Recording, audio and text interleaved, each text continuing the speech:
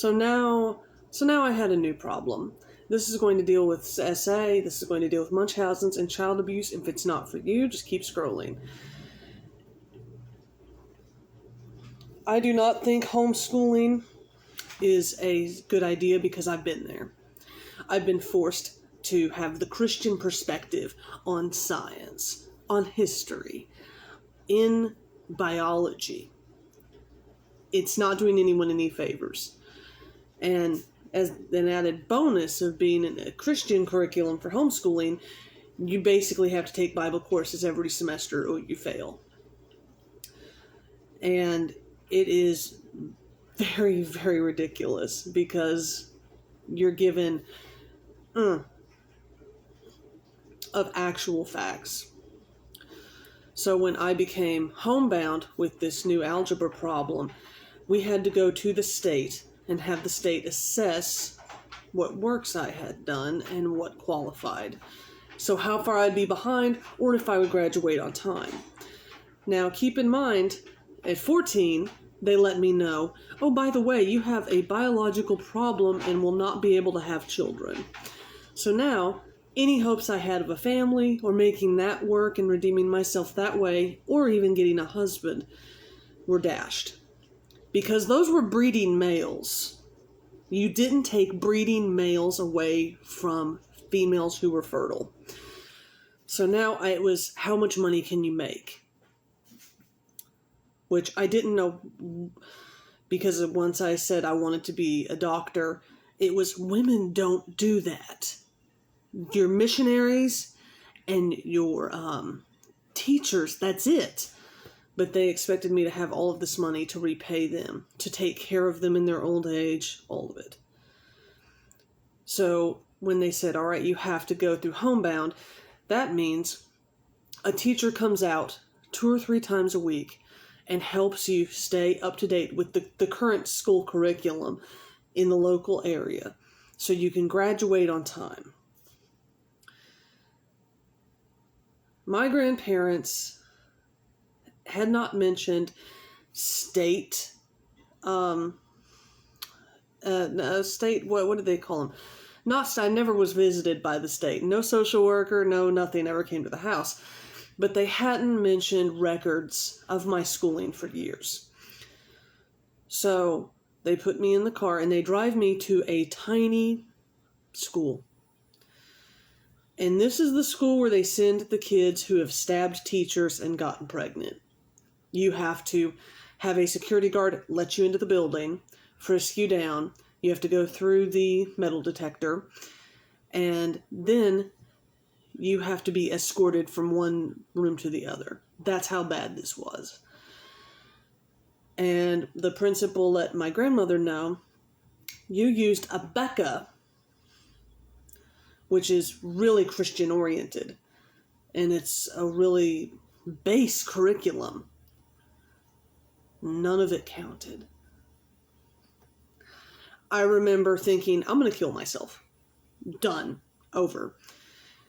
When he told me I would be in school an extra 5 years. I said, no. I all of a sudden became that Bella Swan gift. No. And they told me, listen, you don't have the math. You don't have the science. And again, my parents thought computers were a fad. So I had 0 computer training. I knew how to type like a motherfucker, but I didn't have any other skills. So they told me it's going to be 5 extra years. At that point, my grandmother burst into tears, thinking that would somehow work.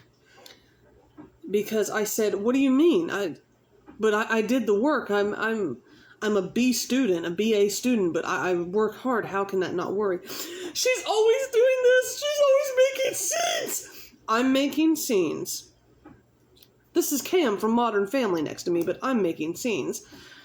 And I just said, what do I do? And they said, well, we'll send a teacher out to you. And, you'll have to come in here for the actual computer part, but we can work through the rest. And I said, there's no way I'm going to graduate on time. And they said, no way. I'm proud to fucking say, I haven't done a lot with my life. but I set the Texas State homebound student graduation record. I graduated in 3 years on time, and I got a scholarship. It wasn't easy. My grandfather was adamantly, vehemently against me learning Spanish because this is America, goddammit. So pretty much my teacher just gave me Spanish, just gave me the answers because she knew it's volatile here. But during this time, I'm doing schoolwork and things like that. They tell me, all right, you're going to have to bust your ass to get this schoolwork done because now I've got a teacher coming out.